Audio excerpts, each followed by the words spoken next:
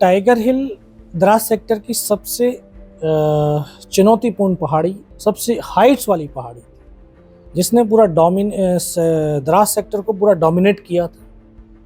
तो फायर से भी, देखभाल से भी, और इतना स्ट्रेटेजिक जो है सामरिक दृष्टि से इतनी महत्वपूर्ण हो गई थी, क्योंकि उसने नेशनल हाईवे 1 जो श्रीनगर टू लेह वाला है उसको पूरा ब्लॉक कर दिया था। उस पहाड़ी को पुनः प्राप्त करने के लिए हमारी यूनिट 18 ग्रेनेडियर्स को चुना गया।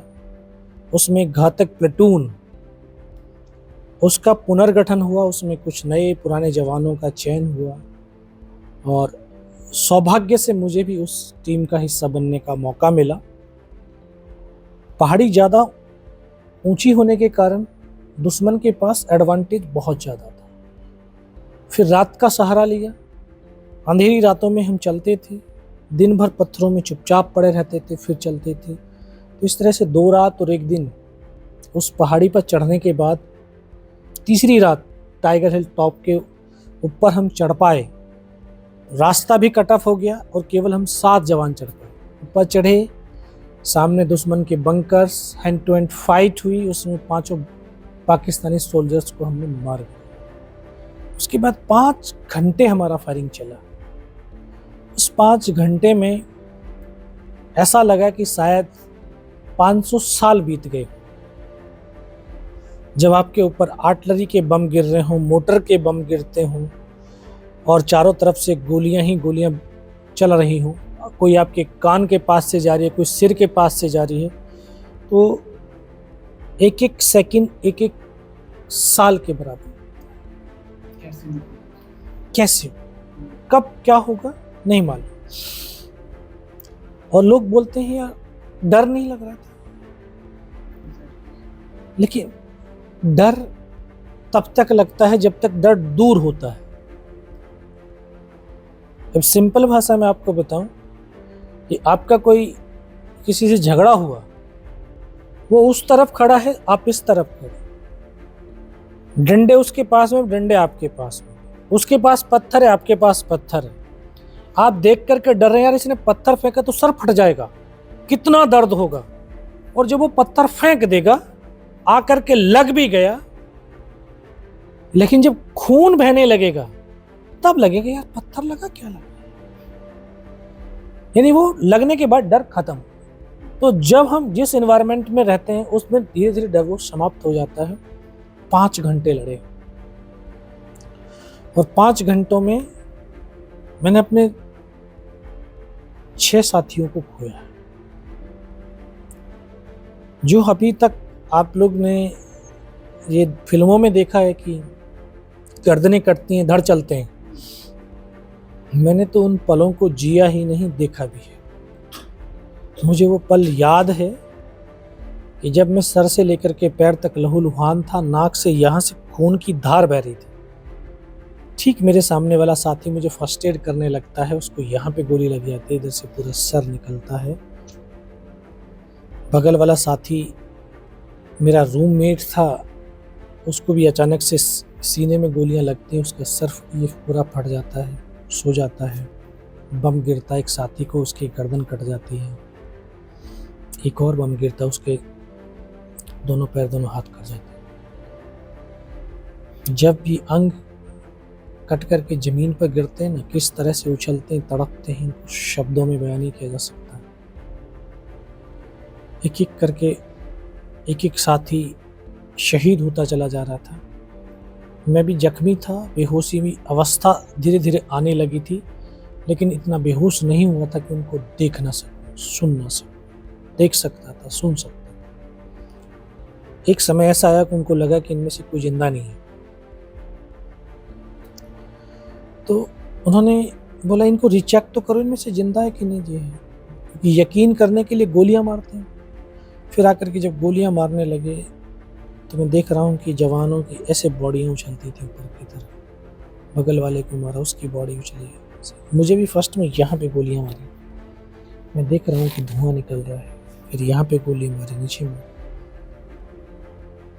तो लेकिन उस गोली की पीड़ा को चुपचाप बड़ा सहता रहा। उनको यकीन हो गया इनमें से कोई जिंदा ही नहीं है। फिर उन्होंने अमानवीय क्रूरताओं का तांडव शुरू किया। हमारे जवानों की बॉडियों में बूट की ठोकरें, पत्थर, गालियां देते रहे। ये भी सब सहता रहा। काफ़ी देर के बाद फिर उनके कमांडर ने बोले इनके हथियार उठाओ। दोबारा से गोली मारने लगे, फिर हथियार उठाने लगे।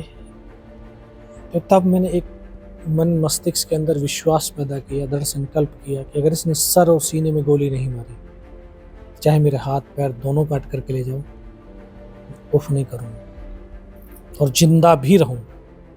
इतना भी विश्वास पैदा कर लिया था।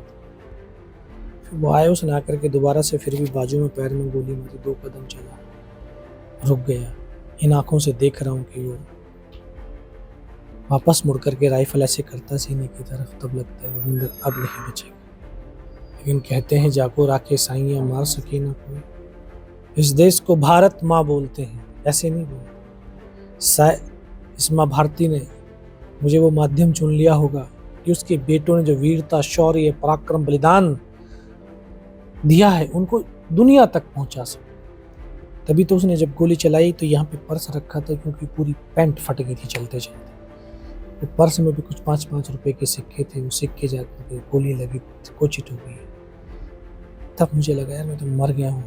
लेकिन अगले ही पल एहसास हुआ जब वो पाकिस्तान का जवान दूसरे हथियार उठा करके वापस जा रहा होगा, उसका पैर टकराया, जिंदा हूँ मैं। तब अंतर्मन से आवाज है कि योगेंद्र अभी तक नहीं मरा, तो मरेगा भी। तो फिर मैंने ग्रेनेड से हमला किया। तो ग्रेनेड उसकी हुड के अंदर गिरा, तो यहाँ से उसका पूरा सर उड़ा, वो गिर गया आकर के ऐसे। तो जो बाकी पाकिस्तान के जवान थे उनमें खलबली मची, इनमें से कुछ जिंदा है, कुछ बोले जिंदा नहीं, नीचे से रेनफोर्समेंट आ गई। बस उनमें भगदड़ मच गई। मैंने दोनों हाथों से उसके राइफल को उठाने की कोशिश करी, ये हाथ नहीं हिला। फिर हाथ से राइफल उठाई, वहाँ से फायरिंग किया। 3-4 पाकिस्तानी मारे गए। फिर 4-5 मीटर तक खिसटता, रेंगता, फायर करता आगे गया और वहाँ से खदेड़ दिया। फिर वापस अपने साथियों तक आया। फिर लगा कि उनमें से कोई जिंदा होगा। देखा किसी का सर फटा हुआ था, किसी का फेफड़े निकले। बहुत देर रोया। ये 19 साल का लड़का डेड बॉडियों के बीच पड़ा हुआ था, लेकिन हताश और निराश नहीं था, विश्वास से परिपूर्ण था। तो आस्था थी कि नीचे जाना है और जाऊंगा।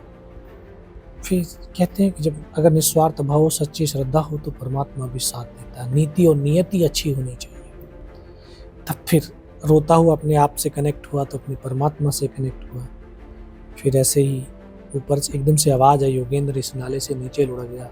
500 मीटर नीचे लुढ़क करके आया। फिर अपने साथियों को इन्फॉर्म किया, इन्फॉर्मेशन दिया। और फिर वहाँ से कमांडिंग ऑफिसर को पूरी सूचना देने के बाद फिर डॉक्टर ने कौन सा इंजेक्शन लगाया, फिर मुझे पता नहीं कहाँ।